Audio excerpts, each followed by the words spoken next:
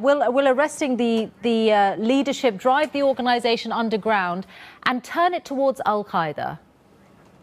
No, I think that once again, if you look at the history of the Muslim Brotherhood, what is going to happen, to be underground is something they have been used to for the last 60 years with Nasser and then Sadat and then Mubarak. Nothing new is this. And I don't think it's, the people who are radicalized within the Muslim Brotherhood, who left the Muslim Brotherhood in the 60s and then the 70s, left the Muslim Brotherhood. So the mainstream is going to remain peaceful, underground, yes, because they have no other choice.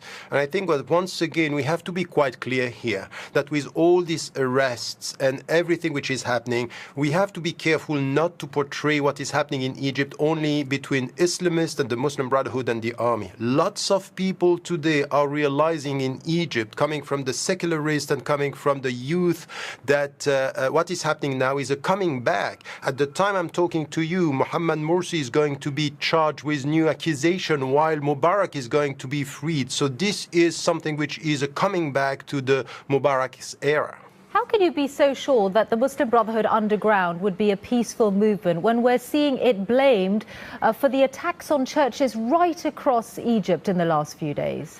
I think that over the last 3 years and the 60 years before this, the Muslim Brotherhood with the Coptic Church were very close and in fact relationship. And during the last few weeks over the peaceful protests, they were protecting and they were not at all targeting the Coptic churches. What is happening, it's not new. Once again, Sadat did it before him. We had and Mubarak did it. He has went to justify towards the West what is happening. Burning churches is something that could be done by the intelligence. We have no proof that the Muslim Brotherhood are doing this. So I think we have to be very cautious with this. You do not believe that it's Muslim Brotherhood supporters who have been attacking the churches, even though they were angry at the Coptic Pope's support for the army? It will be completely silly.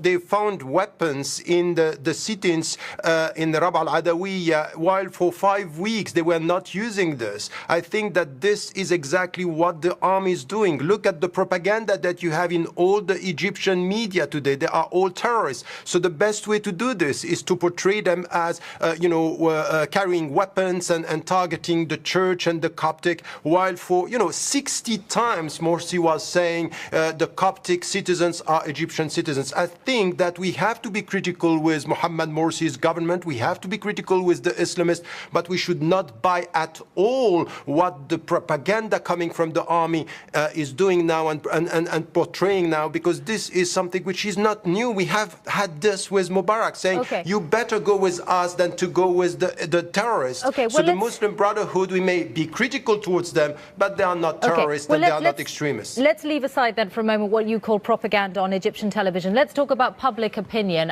I heard this for myself in Cairo last week. It is the overwhelming view that you hear from people in the streets today. They are happy to be rid of the Brotherhood. And one of the reasons they're happy to be rid of the Brotherhood is because of the dismal record in government for that year. I think that you are right. I think that this cannot be removed, and this has to be taken into consideration. I think that over the year, and I said it before, I was very critical towards the Muslim Brotherhood and the Islamists before the election, during the election, and afterward. And what they did last year when they were in power, many people were not happy with what they did, and we have to be critical. This does not justify the killing of civilians and supporting the army. This is one. The second is, we are talking about social networks and Facebooks and all this. The great majority of the Egyptians are following the news and the propaganda coming from the media, internal domestic media, is something which is very powerful. So I think you are right. Many people and the Muslim Brotherhood have been isolated from the people now, and this is quite clear. This is why I was calling a civil alliance, people coming from the civil society, secularists, Islamists, and others coming together to say, we may not be happy with what happened last year, but we are not accepting that the army is coming back. So I think that what you are saying is true, but it's not the whole picture. Okay, let me just ask you a couple of bigger questions because we are short of time. And this one came into us via Twitter. Will the West ever accept a democratically elected Islamist government?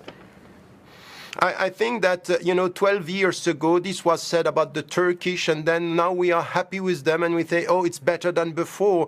I think that the true question is not if the Arabs and the Muslims want democracy, is as was, the advisors to the Turkish Prime Minister put it once. He said, the true question is for the West to tell us if they are ready for democracy in the Arab world, because at the end, the United States are supporting the army and they are supporting Saudi Arabia, which is supporting the army. So it's not about democracy, Okay. it's all about geostrategic interests. Now put it like this, you have to listen to this. You have to listen to the fact that Saudi Arabia is saying democracy is not Islamic. There is no right for women, but you don't call them Islamists, and they are supported by the United States. And for the same reasons, the United States are saying we are supporting the army. Professor, look, that's not consistent. Just finally, in the last 10, 15 seconds, what would your grandfather think of today's brotherhood? Oh, I think that he wouldn't be happy with what happened to the organization over the last few years.